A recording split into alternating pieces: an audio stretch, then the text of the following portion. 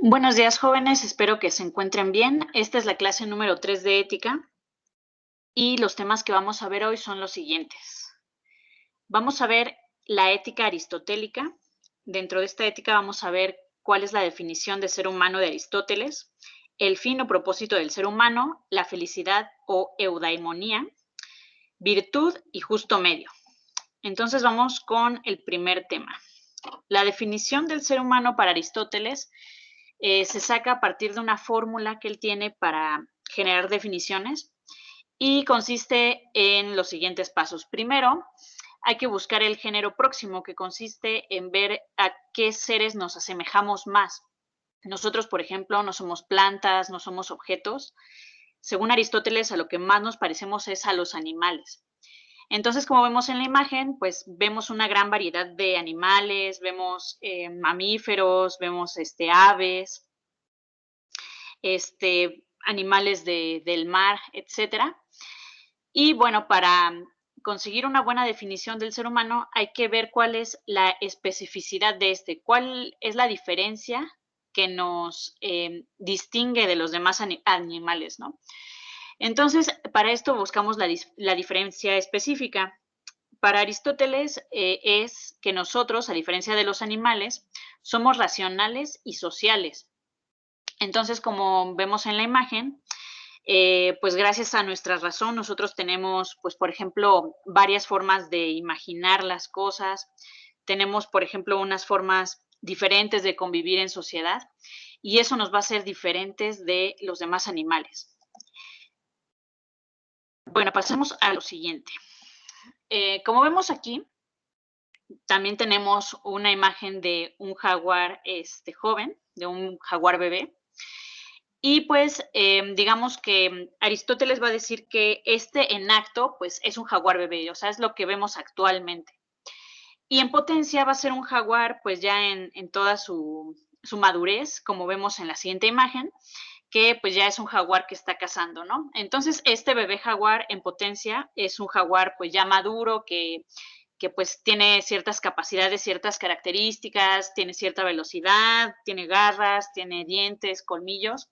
Y pues digamos que su propósito es llegar a la perfección de esas habilidades que ya digamos que están dentro del bebé jaguar, pero que tiene que desarrollar, ¿no? Tiene que desarrollar ese potencial para pues llegar a lo máximo que puede alcanzar.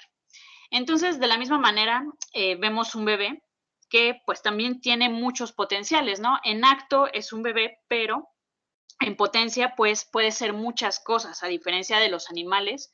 Nosotros pues podemos tener varias metas, ¿no? No solamente seguimos nuestro instinto, sino que pues nos podemos preguntar pues cuál es nuestro propósito, ¿no? No es como los animales que es muy claro, ¿no? Que es nacer, crecer, reproducirse, sobrevivir. ¿Cuál es el propósito del ser humano? Entonces vamos con la siguiente, ¿no? El fin o propósito del ser humano. Aquí es muy importante que ustedes no se confundan. Por ejemplo, una pregunta de examen puede ser, ¿cuál es el fin del ser humano? Y dentro de las respuestas de opción múltiple les voy a poner la muerte. Y ojo, aquí Aristóteles no está entendiendo por fin del ser humano la muerte del mismo, sino cuál es el propósito, el objetivo del ser humano, el sentido de la vida humana, ¿no? Y vamos a ver cuál es el propósito del ser humano. En la ética nicomaquea nos va a hablar sobre este tema. Y bueno, en la primera parte, en el libro 1, sobre la felicidad, va a decir lo siguiente. Toda actividad humana tiene un fin, o sea, un propósito. Toda arte y toda investigación, e igualmente toda acción y libre elección, parecen tender a algún bien. Por esto se ha manifestado con razón que el bien es aquello hacia lo que todas las cosas tienden. Entonces, para Aristóteles, todos tendemos hacia un bien, ¿no? El ser humano busca algo bueno, un bien. ¿Cuál es ese bien? Pues bueno, su ética está totalmente dentro de la esfera de su filosofía del telos. El telos es esto mismo del fin. Para Aristóteles, telos significa que todo tiende hacia su perfección. Ni objetivo ni finalidad reflejan el pleno sentido del término, pues el telos incluye también el proceso por el cual algo alcanza su forma perfecta.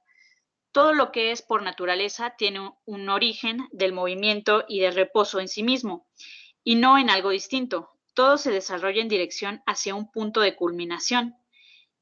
Trasladado esto al alma significa que su actividad tiene un grado supremo.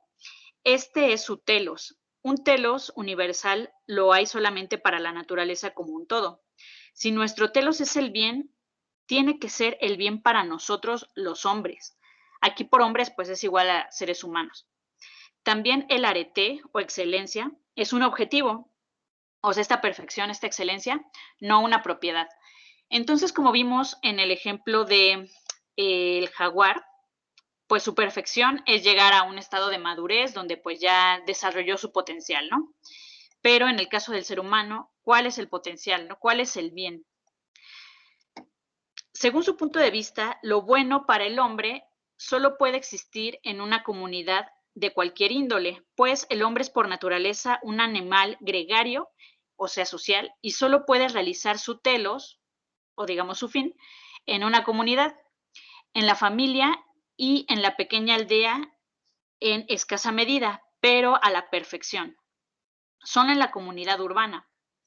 Como en la naturaleza también, en la sociedad hay una escala gradual. En cada grado hay un ergón y un telos, una obra que hay que hacer y un objetivo hacia el cual hay que tender.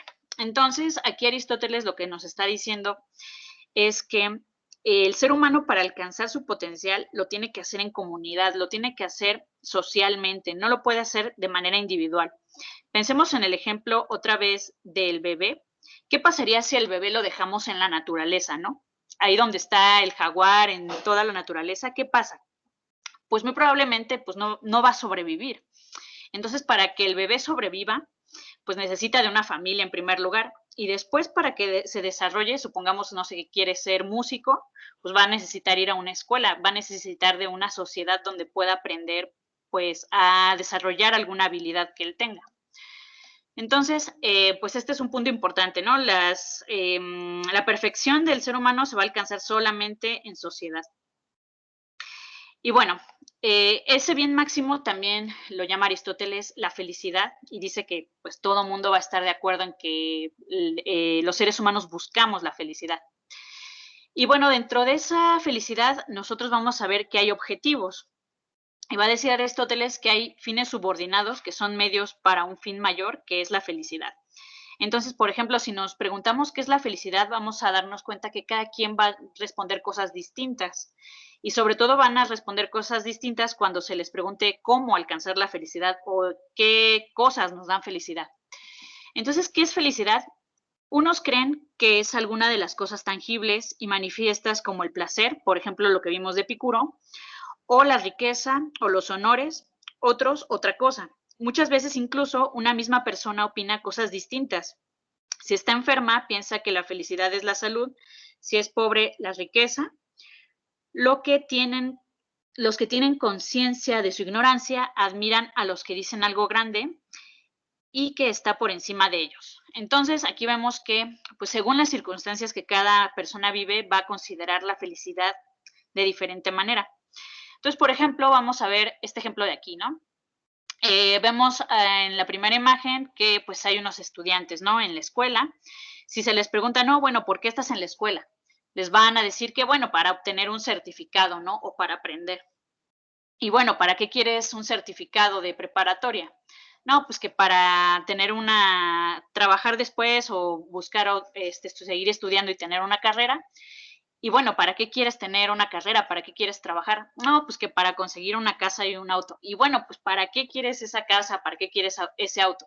No, pues van a poder seguir contestando cosas. El punto es que Aristóteles va a decir que no podemos llevar hasta el infinito esto, ¿no? No podemos preguntarnos, pues, ¿por qué al infinito? Tiene que haber un fin. Y el fin va a ser la felicidad. Entonces, aquí este es un ejemplo de, pues, una cadena de fines, unos que están subordinados a otros y como objetivo final, pues, está la felicidad.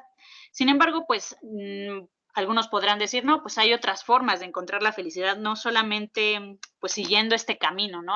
Seguramente hay varios caminos para encontrarla y no necesariamente pues eligiendo una u otra profesión. Ahora sí que va a haber diferentes formas de alcanzarla. Pero vamos a ver específicamente qué es felicidad para Aristóteles. Y sobre todo que la felicidad no significa el fin de la vida, ¿no? No significa que vamos a encontrar la felicidad ya que pues, nos vayamos a morir, según Aristóteles. Dice, entonces, no hemos de considerar feliz a ninguno de los hombres mientras viva, sino que será necesario, como dice Solón, ver el fin de su vida. Y si hemos de establecer tal condición, ¿es acaso feliz después de su muerte? Pero ¿no es esto completamente absurdo, sobre todo para nosotros que decimos que la felicidad consiste en alguna especie de actividad?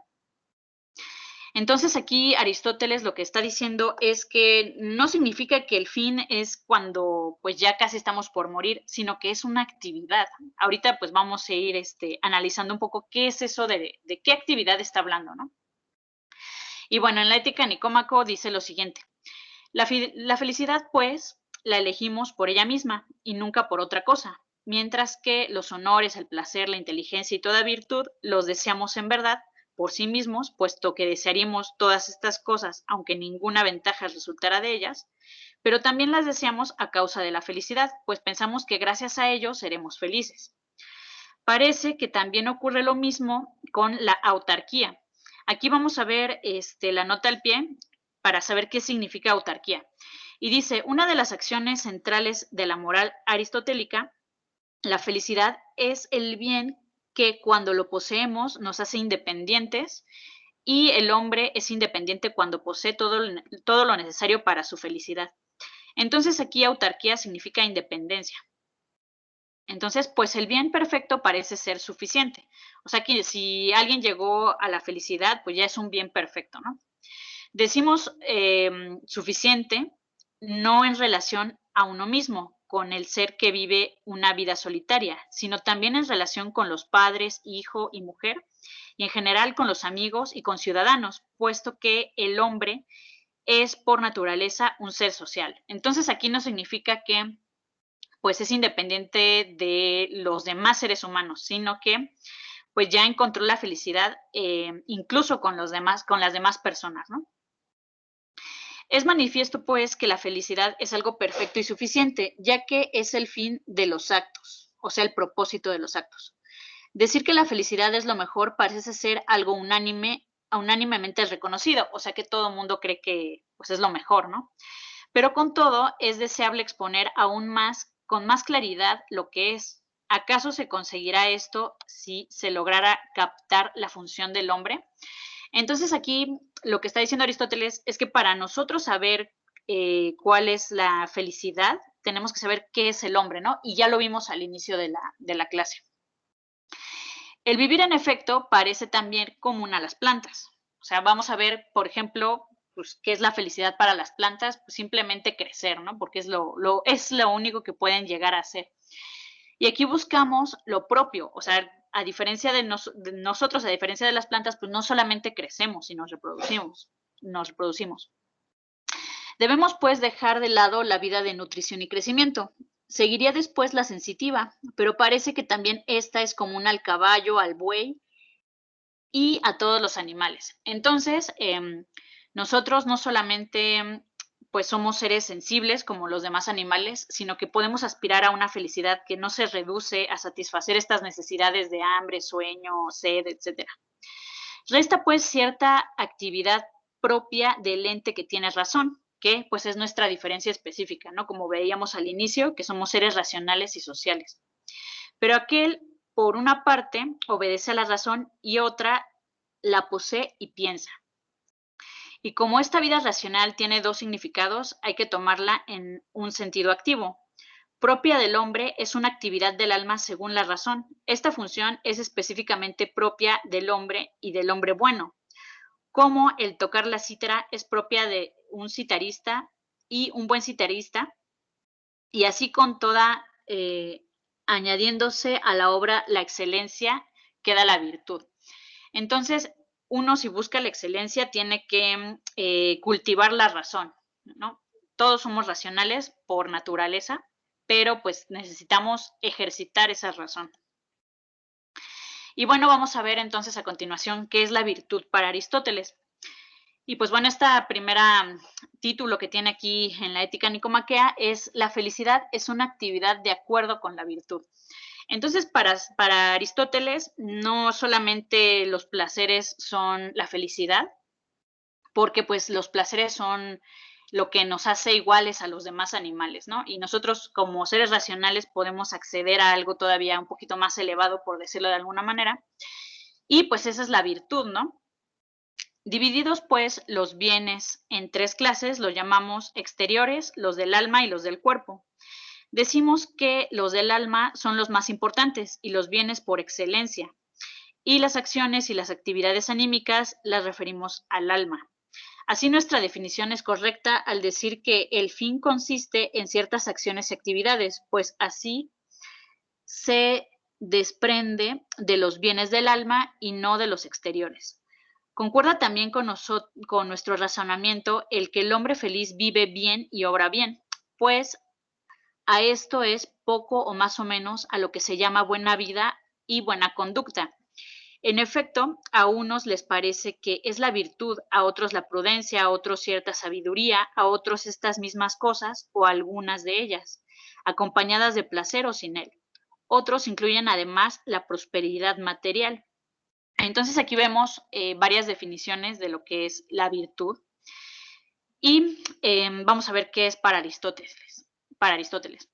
Ahora bien, para la mayoría de los hombres, los placeres son objeto de disputa porque no lo son por naturaleza, mientras que las cosas que son por naturaleza agradables son agradables a los que aman las cosas nobles. Tales son las acciones de acuerdo con la virtud, de suerte que son agradables para ellos y por sí mismas. Entonces aquí podemos, por ejemplo, ver que pues, cada persona tiene diferentes gustos y diferentes cosas les van a dar placer. Sin embargo, en relación con la virtud, pues eso va a ser algo bueno por sí mismo, según Aristóteles, y que a todos nos va a parecer agradable, ¿no? Entonces, por ejemplo, si nosotros somos personas honestas, pues eso va a ser agradable para nosotros, pero también para otra persona que esté cerca de nosotros, pues le va a agradar, ¿no? Estar con una persona honesta. Así, la vida de estos hombres no necesita del placer como de una especie de añadidura, sino que tiene el placer en sí misma. Añadamos que ni siquiera es bueno el que no se complace en las acciones buenas, ni nadie llamará justo al que no se complace en practicar la justicia, ni libre al que no se goza en las acciones liberales, e igualmente en todos los demás. Entonces aquí Aristóteles dice que pues aquel que es virtuoso, pues va a amar y le van a agradar las acciones virtuosas, ¿no?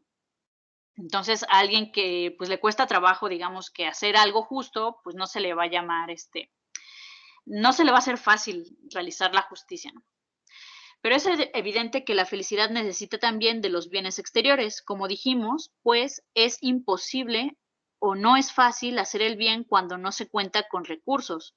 Muchas cosas, en efecto, se hacen por medio de los amigos o de la riqueza o el poder político, como si se tratase de instrumentos. Entonces, la felicidad parece necesitar también de tal prosperidad, y por esta razón algunos identifican la felicidad con la buena suerte, mientras que otros la identifican con la virtud.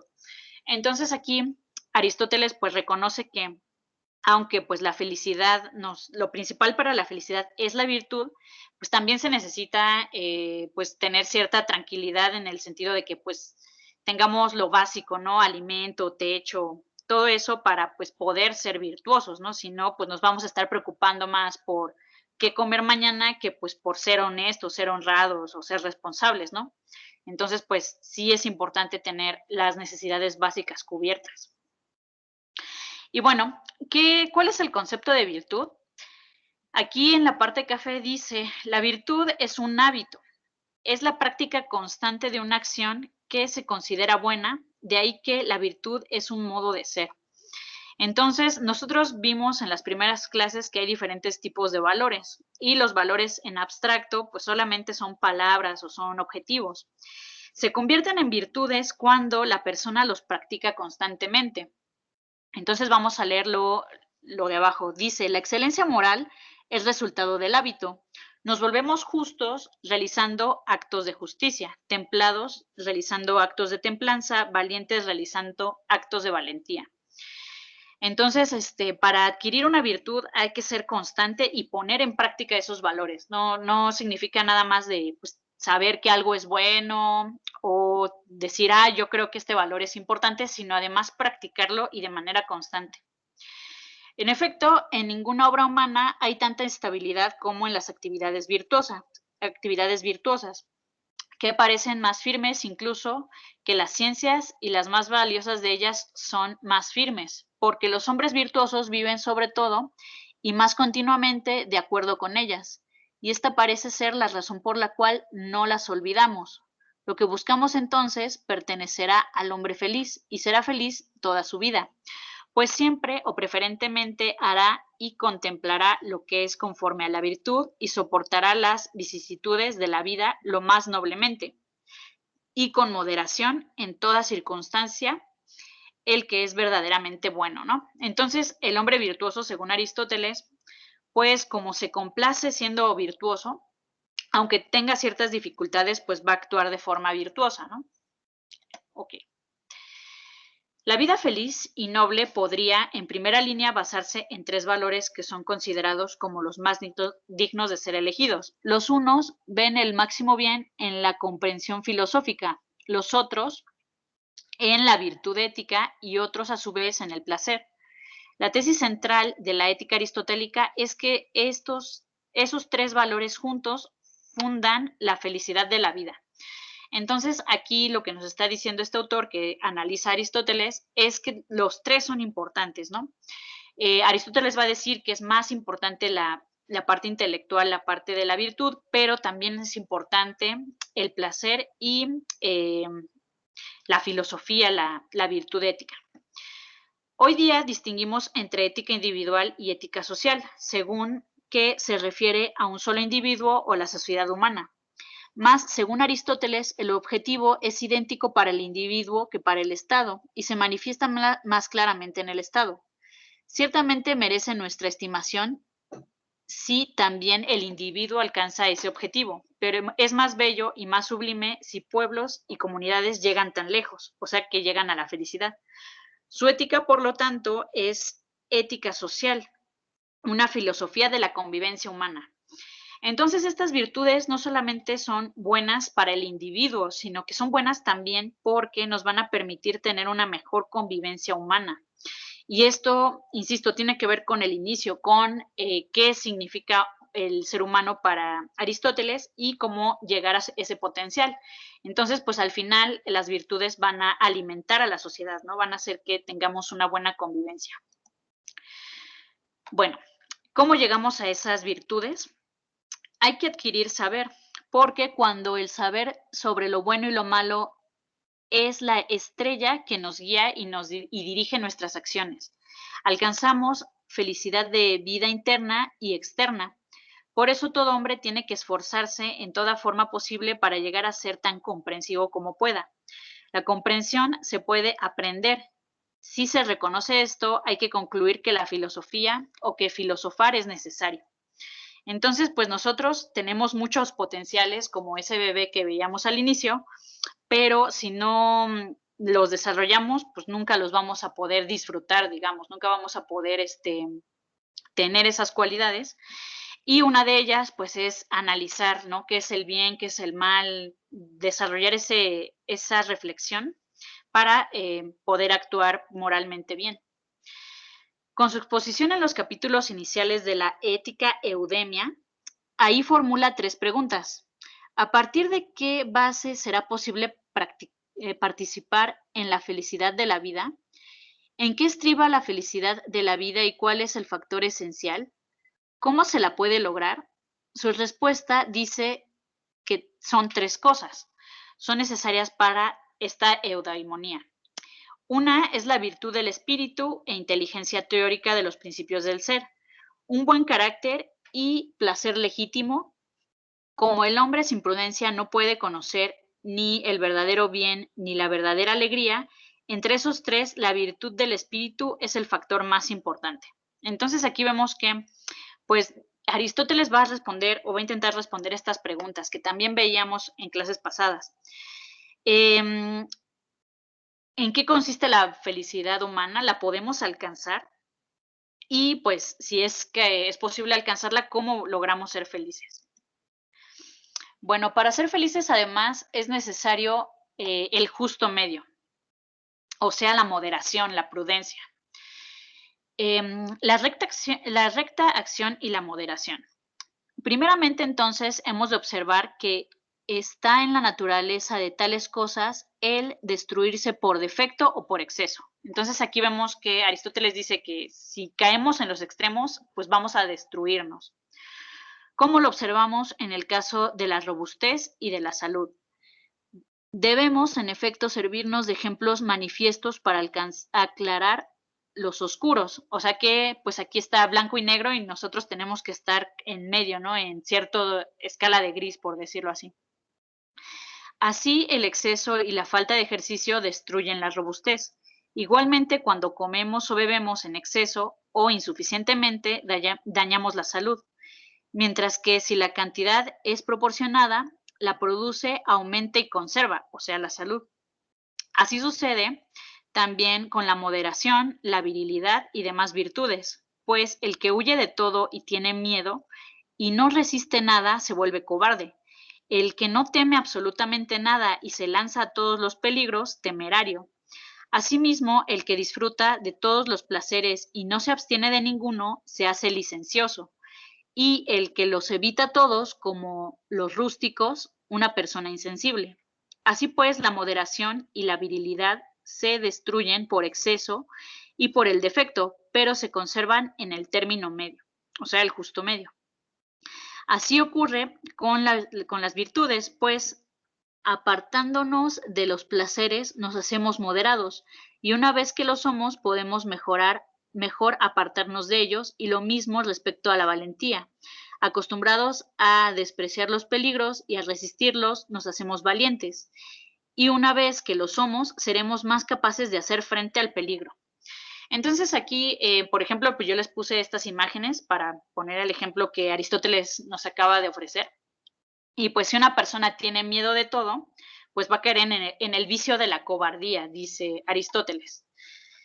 ¿Por qué? Pues porque va a tener miedos injustificados, no va a hacer cosas, no va a enfrentarse a los problemas. Y por otra parte, si nosotros tenemos un exceso de confianza y no medimos los peligros, pues nos volvemos temerarios, que también es un vicio para Aristóteles. ¿Y qué pasa con una persona temeraria? Pues no mide los riesgos, como esta persona que está aquí en el acantilado, los riesgos para sí misma ni cómo pudieran afectar a los demás. Por ejemplo, alguien que va a exceso de velocidad con familia en un coche, pues está siendo temerario y también se está poniendo en peligro. Entonces, lo que Aristóteles nos diría es que lo mejor es buscar un justo medio, ni ser cobardes, pero tampoco ser temerarios. ¿Sí? Y este justo medio lo va a llamar la valentía. Bien, vemos esto del justo medio también en las siguientes frases y dicen lo siguiente. Lo mejor es salir de la vida como de una fiesta, ni sediento ni bebido. Entonces aquí pues podemos ver un claro ejemplo que observamos en la cotidianidad, que pues en las fiestas hay muchas personas que pues solamente van a perder la conciencia, ¿no? Y eso sería caer en un exceso. Y por otra parte, una persona que pues no va a alguna fiesta, que pues no se toma ni una copa, pues también está cayendo en un extremo, ¿no? Entonces lo ideal es pues beber lo suficiente para no dañar tu salud, pero tampoco llegar al exceso de pues perder la conciencia o ya no ser consciente de tus actos. Hay otra frase que es muy buena y dice lo siguiente: cualquiera puede enfadarse, eso es algo muy sencillo, pero enfadarse con la persona adecuada, en el grado exacto, en el momento oportuno, con el propósito justo y del modo correcto, eso ciertamente no resulta tan sencillo. Entonces aquí Aristóteles no nos va a decir que enojarse es incorrecto, sino que hay que saber buscar el justo medio del enojo, ¿no?